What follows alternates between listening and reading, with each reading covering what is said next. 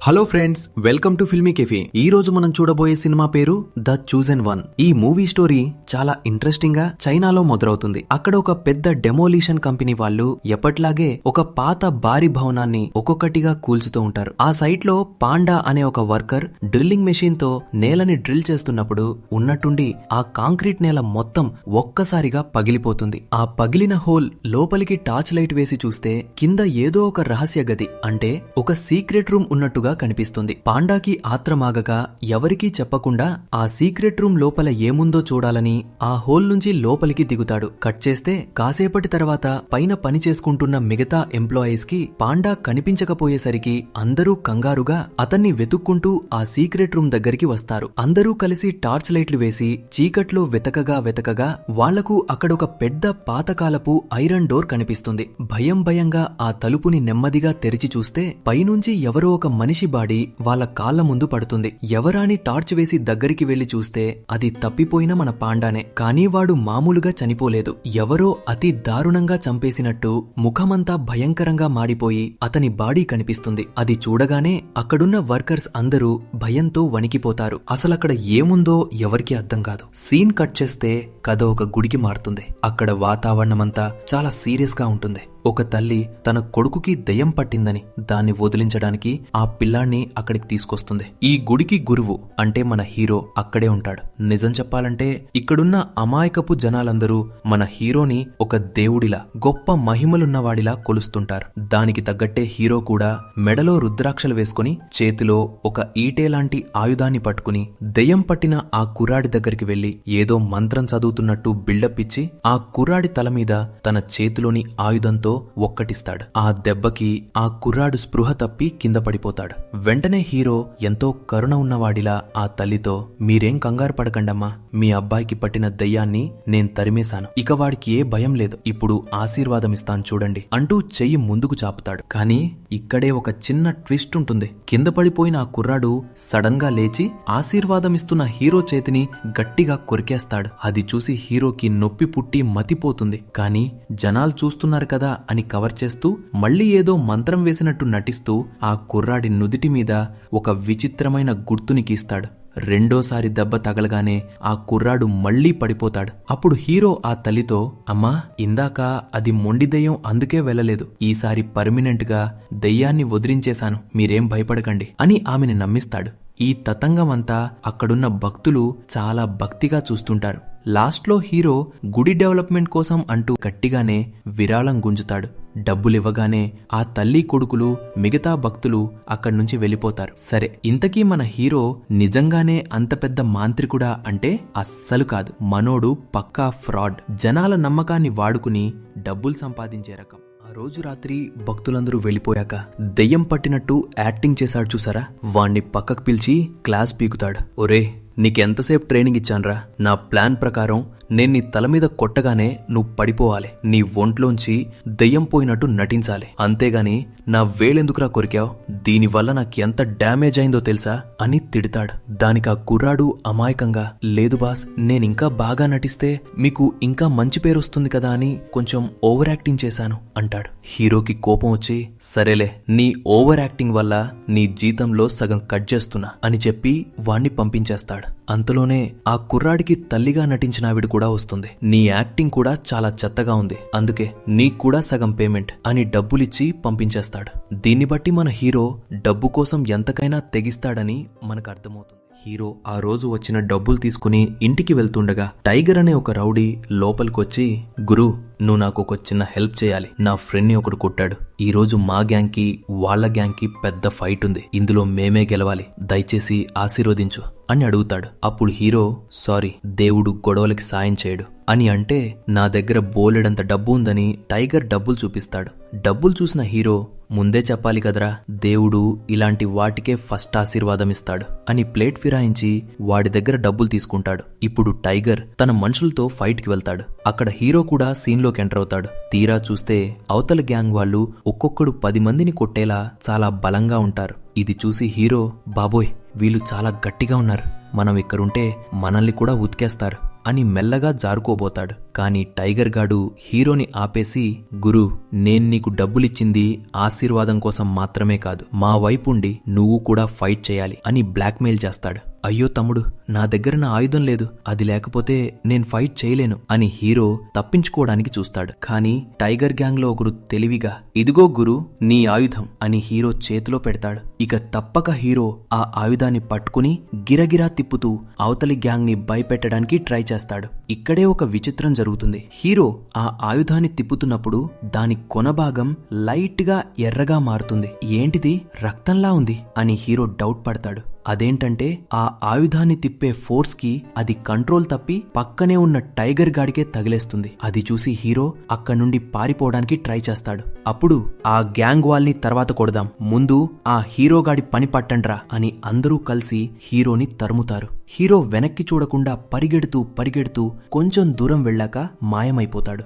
అక్కడ పక్కనే జియా అనే ఒక అమ్మాయి నిల్చునుంటుంది. రౌడీలు ఆమెను ఆ మాంత్రికుడు ఎటు వెళ్లాడు అని అడిగితే ఆమె అతను అటువైపు వెళ్లాడు అని రాంగ్ డైరెక్షన్ చూపిస్తుంది. విచిత్రం ఏంటంటే ఆ రౌడీలు జియా మాట వినిపించుకోకుండా అసలు ఆమెను పెద్దగా పట్టించుకోకుండానే అక్కడి నుంచి వెళ్లిపోతారు. నిజం చెప్పాలంటే హీరో అక్కడున్న ఒక బాక్స్ వెనకాల దాక్కున్నాడు. ఇలా రౌడీలకు భయపడి పారిపోవడం హీరోకి ఇదేమీ కొత్త కాదు. ఇప్పుడు జియా హీరో దగ్గరికి వెళ్లి, ఎన్ని రోజులు ఇలా టైగర్ మనుషుల నుండి తప్పించుకుని తిరుగుతావు అని అడిగితే, ఏం చేస్తాం, డబ్బు కోసం ఇలాంటి పనులు తప్పవు అని హీరో అంటాడు. ఈ రోజు కస్టమర్స్ ఎవరూ రాలేదా అని హీరో జియాని అడిగితే, ఈ ఊర్లో నేను ఎవరికీ నచ్చలేదు, నా మాటలు ఎవరూ పట్టించుకోవట్లేదు అని ఫీల్ అవుతుంది. తర్వాత హీరో తన అపార్ట్మెంట్ కి వెళ్తున్నప్పుడు ఆ దారిలో ఎవరూ లేకపోయినా హీరో మాత్రం పక్కకి తప్పుకుంటూ ఎవరో ఎదురు వస్తున్నట్టు ఎవరికో దారిస్తున్నట్టు నడుస్తాడు. ఇప్పుడు మనకి ఏమీ అర్థం కాదు, కానీ హీరో రూమ్ కి వెళ్ళాక ఒక విషయం క్లారిటీ వస్తుంది. అదేంటంటే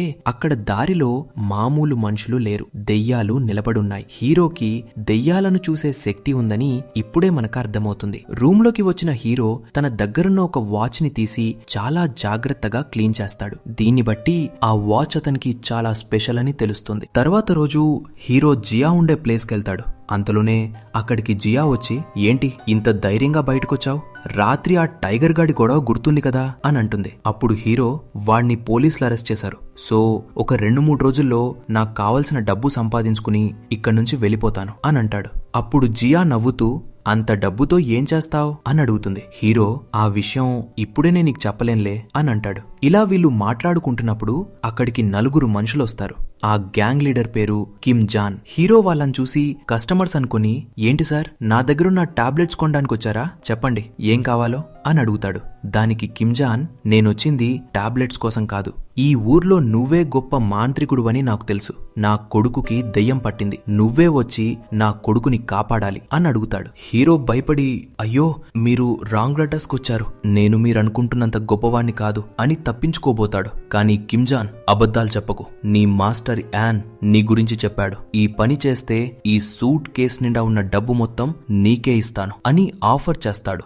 డబ్బు చూడగానే హీరో, ఇంత డబ్బా అని ఆశపడి వెంటనే ఆ సూట్ కేస్ తీసుకుంటాడు. కానీ ఆ తరువాత భయంతో వద్దులే అని పారిపోవడానికి ట్రై చేస్తాడు. కానీ కిమ్ జాన్ మనుషులు హీరోని పట్టుకుని బలవంతంగా హాస్పిటల్ కి లాక్కెళ్లి కిమ్ జాన్ కొడుకున్న రూమ్ ముందుకు వెళ్తారు. కిమ్ జాన్ హీరోతో, నీకు దయ్యాలు కనిపిస్తాయని నాకు తెలుసు, నువ్వొక్కడివే లోపలికి వెళ్ళు అని పంపిస్తాడు. అప్పుడు హీరో రూంలోకి అడుగుపెట్టగానే అక్కడ మామూలు మనుషులకు కనిపించని ఒక భయంకరమైనది హీరోకి కనిపిస్తుంది. అదేంటంటే ఒక జపనీస్ ఆర్మీ సోల్జర్ దయ్యం కళ్ళు లేకుండా ఆ కుర్రాడి బెడ్ మీద కూర్చునుంటుంది. హీరోకి అది కనిపించినట్టే నటిస్తాడు. కొద్దిసేపటి తర్వాత బయట ఉన్న కిమ్ జాన్ కి లోపల నుంచి ఎటువంటి సౌండ్ రాకపోవడంతో డౌట్ వచ్చి తలుపు తెరిచి చూస్తే ఆ రూమ్ కి రెండో దారుంది. దాన్నుంచి మన హీరో ఆ డబ్బు పెట్టె తీసుకుని పరారైపోయాడని అర్థమవుతుంది. హీరో ఆ డబ్బుతో డైరెక్ట్ గా గుడికొచ్చి అక్కడ పూజారికి ఆ డబ్బు ఇచ్చి, మళ్లీ విరాణం వచ్చింది, ఇదామ పేరు మీద రాయి, నేను ఊరు వెళ్తున్నాను,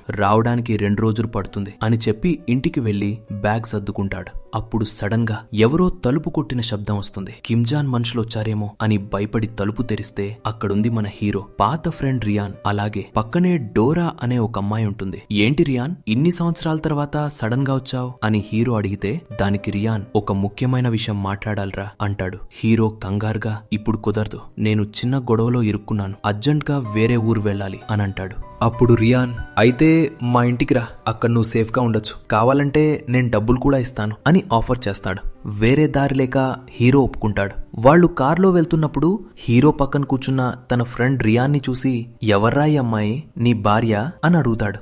దానికి రియాన్, కాదు, ఈమె నా ఫ్రెండ్ డోరా అని పరిచయం చేస్తాడు.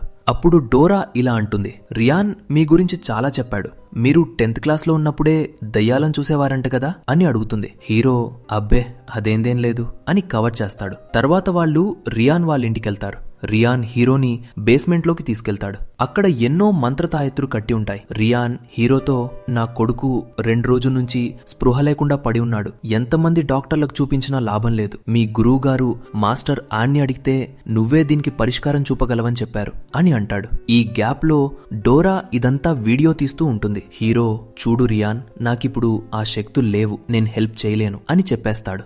వెంటనే రియాన్ భార్య హీరో కాళ్ల మీద పడి ఏడుస్తూ, ప్లీజ్ ఒక్కసారి మీ శక్తి ఉపయోగించి నా కొడుకుని కాపాడండి అని బతిమిలాడుతుంది. అప్పుడు హీరో తన దివ్య దృష్టితో చూస్తే కిమ్జాన్ కొడుకుకి పట్టినట్టే ఇక్కడ కూడా ఒక జపనీస్ దయ్యం ఆ పిల్లోడి ఆత్మని పీల్చేస్తూ కనిపిస్తుంది. హీరో భయపడి, రియాన్, ఇది సామాన్యమైన దయ్యం కాదు, చాలా శక్తివంతమైనది, దీనితో పోరాటం నా వల్ల కాదు, నీ కొడుకుకి ఇంకో 4 రోజులే టైం ఉంది, ఈలోపు వేరే మాంత్రికుణ్ణి వెతుక్కో అని చెప్పి హీరో అక్కడి నుంచి వెళ్ళిపోతాడు. ఆ రాత్రి జియాని కలవటానికి వెళ్తాడు.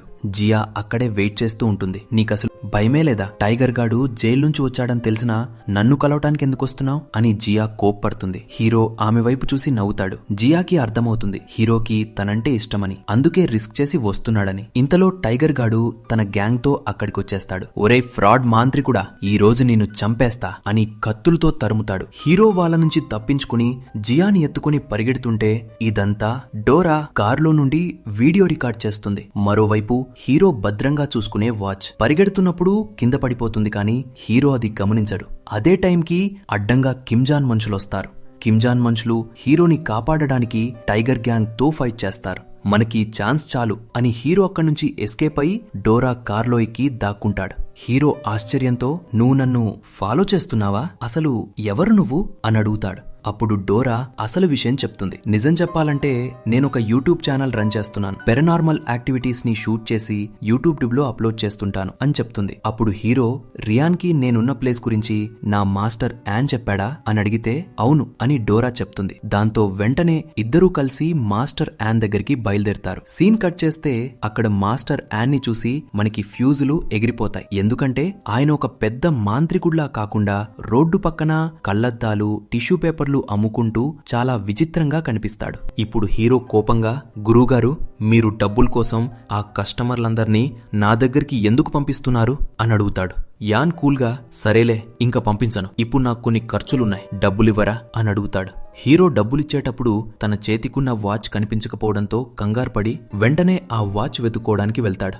వాచ్ వెతుకుతున్నప్పుడు జియా అక్కడికొచ్చి, ఈ వాచ్ కెందుకంత ఇంపార్టెన్స్ ఇస్తున్నావు, అందులో ఏముంది అని అడుగుతుంది. సమయం వచ్చినప్పుడు నీకే తెలుస్తుంది అని హీరో అంటాడు. మరోవైపు డోరా యాన్ అడుగుతుంది, అతను ఆ వాచ్ కెందుకంత ఇంపార్టెన్స్ ఇస్తున్నాడు అని. అప్పుడు యాన్ హీరో ఫ్లాష్ బ్యాక్ చెప్తాడు. హీరోకి చిన్నప్పటి నుంచే దయ్యాలను చూసే శక్తి, అలాగే వాటిని ఈ లోకం నుండి పంపించే పవర్ ఉంది. 1,000,000 మందిలో ఒక్కరికి మాత్రమే దక్కే అరుదైన వరమది. అందుకే అతన్ని మాంత్రికుడిగా ఉండమని చెప్పాను, కానీ నా మాట వినకుండా వేరే పన్ను చేశాడు. అయితే ఏది చేసినా ఫెయిల్ అయ్యాడు. చివరికి విధి తనని మళ్లీ ఇక్కడికే తీసుకొచ్చింది అని చెప్తాడు. ఇలా మాట్లాడుతున్నప్పుడే యాన్ డోరా చేతిపైనున్న మచ్చని గమనిస్తాడు. వెంటనే ఆ మచ్చపైన చెయ్యి పెట్టి చెక్ చేస్తే కొన్ని భయంకరమైన ఇల్యూజన్స్ కనిపిస్తాయి. అప్పుడు డోరా ఏమైందని అడిగితే, నీకొక ప్రమాదం పొంచి ఉంది, అదేంటో నీకు త్వరలోనే తెలుస్తుంది అని చెప్తాడు. నా గురించి తర్వాత ఆలోచిద్దాం, ముందు హీరో ఇప్పటివరకు ఎందుకు మాంత్రికుడుగా మారలేదో చెప్పండి అని అడిగితే, అండ్ కొద్దిసేపు మౌనంగా ఉండి, దీనంతటికి కారణం ఆ జియా అనే అమ్మాయి అని అంటాడు. ఆ తర్వాత సీన్ లో హీరో అలాగే జియా ఒక హోటల్లో టిఫిన్ చేస్తుంటే డోరా అక్కడికొచ్చి పక్కనున్న చైర్ ని చూసి, నువ్వేనా జియా అని అడుగుతుంది. డోరా జియాతో మాట్లాడటం చూసిన హీరో షాక్ అయి భయపడుతూ, నువ్విక్కడికెందుకొచ్చావు అని అంటాడు. పక్కనే ఉన్న నా స్టూడియోలో నిన్ను ఇంటర్వ్యూ చేయాలనుకుంటున్నాను అని అంటుంది. కానీ హీరో, నేను రాను అని అంటాడు. అయితే నేను ఇప్పటివరకు తీసిన నీ వీడియోని యూట్యూబ్ లో అప్లోడ్ చేస్తాను అనంటే, సరే నువ్వు చెప్పినట్టే చేస్తాను అని డోరాతో వెళ్తాడు. ఇప్పుడు డోరా స్టూడియోకి వెళ్ళాక డోరా జియాతో కలిసి హీరో మాట్లాడుతున్న వీడియోని ప్లే చేసి చూపిస్తుంది. ఇక్కడే కథలో ఒక ద ట్విస్ట్ రివీల్ అవుతుంది. వీడియోలో హీరో మాత్రమే ఉన్నాడు, పక్కన జియా లేదు. అంటే జియా ఒక మనిషి కాదు, ఆమె ఒక ఆత్మ. హీరోకి కూడా ఇది తెలుసు, కానీ జియాకి తను చనిపోయానన్న విషయం తెలియదు. ఫ్లాష్ బ్యాక్ లో హీరో ఒక ఇంటికి దయ్యాన్ని వదిలించడానికి వెళ్తాడు. అక్కడ ఒక గదిలో జియా బందీగా ఉంటుంది. ఆమెను ఆమె బాస్ చిత్రహింసలు పెడతాడు. అప్పుడు మన హీరో జియాని ఆ నరకం నుంచి కాపాడి బయటకు తీసుకొస్తాడు. ఆమెకు వేరే దిక్కు లేక అతనితోనే ఉండిపోతుంది. అలాగే ఆమె ఉండడానికి ఒక సపరేట్ అపార్ట్మెంట్ తీసుకుంటాడు. అలా వాళ్ళిద్దరి మధ్య మెల్లగా ప్రేమ పుడుతుంది. కానీ ఒకరోజు అనుకోకుండా జరిగిన ఒక యాక్సిడెంట్లో జియా తన కళ్ళ ముందే చనిపోతుంది. అయితే తను చనిపోయినా కూడా ఆ ఆత్మ ఇంకా తన చుట్టూనే తిరుగుతోందని అతనికి అర్థమవుతుంది. మామూలుగా అయితే హీరోకి దయ్యాలను చూసే శక్తి ఉంది, కానీ తన ప్రియురాలైన జియా ఆత్మని చూసే శక్తి లేదు. అందుకే హీరో మాస్టర్ యాన్ సహాయం అడుగుతాడు. అప్పుడు యాన్ హీరో నుదిటి మీద ఒక మంత్రం వేసి అతని మూడో కన్ను తెరుస్తాడు. దీనివల్ల హీరోకి మామూలు దయ్యాలను చూసే శక్తి పోతుంది, కానీ కేవలం జియాని చూసే శక్తి మాత్రం వస్తుంది. అందుకే హీరోకి ఇప్పుడు వేరే దయ్యాలను ఎదిరించే శక్తి లేదు. హీరోకి ఇప్పుడు పెద్ద సమస్య ఎదురవుతుంది. అదేంటంటే జియాని చూసే శక్తిని వదులుకుని తన పాత శక్తులను తిరిగి పొందితేనే ఆ చిన్న పిల్లవాణ్ణి అంటే రియాన్ కొడుకును కాపాడగలడు. అలా చేస్తే శాశ్వతంగా జియా అతనికి కనిపించదు. ఇప్పుడు హీరోకి ఏం చేయాలో అర్థం కాదు. అప్పుడు డోరా వచ్చి హీరోని మోటివేట్ చేస్తుంది. చనిపోయిన వాళ్ల కోసం కాకుండా బ్రతికున్న ఆ పిల్లాడి కోసం ఆలోచించు, ఆ పిల్లాడి ప్రాణం నీ చేతుల్లోనే ఉంది అని చెప్తుంది. చివరికి హీరో ఒక కఠినమైన నిర్ణయానికి వస్తాడు. తన నుదిటి మీద ఉన్న ఆ గుర్తుని చెరిపేసుకుంటాడు. వెంటనే అతని పాత శక్తులు తిరిగి వస్తాయి. వెంటనే రియాన్ వాళ్ళ కొడుకు ఒంట్లో ఉన్న దెయ్యాన్ని బయటికి తీసి ఒక మంత్రచక్రంతో ఆ దెయ్యాన్ని బంధించి దెయ్యాల లోకానికి పంపించి ఆ పిల్లాడిని కాపాడేస్తాడు. కానీ పాపం ఇప్పుడు హీరోకి జియా కనిపించదు. పిచ్చివాడిలా జియా జియా అని అరుస్తూ వెతుకుతాడు, కానీ ఆమె కనిపించదు. అదే టైంలో వాళ్ళ గురువు గారిని ఆ కిమ్జాన్ గాడు ఎత్తుకెళ్లిపోయాడని తెలుస్తుంది. మరోవైపు కిమ్జాన్ గన్ పెట్టి చంపేస్తా అని బెదిరించేసరికి వేరే దారి లేక మాస్టర్యా ఆ దెయ్యం ఉన్న గదిలోకి వెళ్తాడు. నిజానికి మాస్టర్యాన్కి కూడా దెయ్యాలను చూసే శక్తి ఉంటుంది, కానీ హీరోతో పోలిస్తే ఆయన పవర్ చాలా తక్కువ. ఎందుకంటే ఈ మధ్యకాలంలో ఆయన పూజలు మానేసి తాగుడికి బానిసైపోయి తిరిగేవాడు. దీంతో ఆయన పవర్స్ తగ్గిపోయి ఆ దెయ్యం యాన్ని ఈజీగా డామినేట్ చేసేస్తుంది. ఇప్పుడు కిమ్జాన్ వాళ్ళ కొడుకు బాడీలోకి జపాన్ దెయ్యం వెళ్లి యాన్ని డోరాని చంపడానికి ట్రై చేస్తుంది. కరెక్ట్ గా అదే టైంలో హీరో వచ్చి తన పవర్స్ ని యూజ్ చేసి ఆ దెయ్యాన్ని తరిమికొట్టి ఇద్దరి ప్రాణాల్ని కాపాడతాడు. ఆ తర్వాత దెయ్యాన్ని పోర్టల్ ద్వారా వేరే లోకానికి పంపించేస్తాడు. ఇప్పుడు కిమ్జాన్ తన కొడుకు బ్రతికిన ఆనందంలో ఒక పెట్టె నిండా డబ్బులిస్తాడు. హీరో ఆ డబ్బును తీసుకుని డోరా చేతిలో పెట్టి ఈ డబ్బు తీసుకుని గుడికి వెళ్ళు, అక్కడ పూజారి గారు ఉంటారు, ఆయనకిచ్చి జియా పేరు మీద ఆపదలో ఉన్న వాళ్ళకి ఈ డబ్బుని దానం చేయమని చెప్పు అని పంపిస్తాడు. డోరా అక్కడి నుంచి వెళ్లిపోగానే హీరోని మాస్టియాన్ని కలవడానికి కొంతమంది గవర్నమెంట్ ఆఫీసర్స్ వస్తారు. అప్పుడియా ఏంటి సార్ ఇలా వచ్చారు, మా నుంచి ఏమైనా సహాయం కావాలా అని అడుగుతాడు.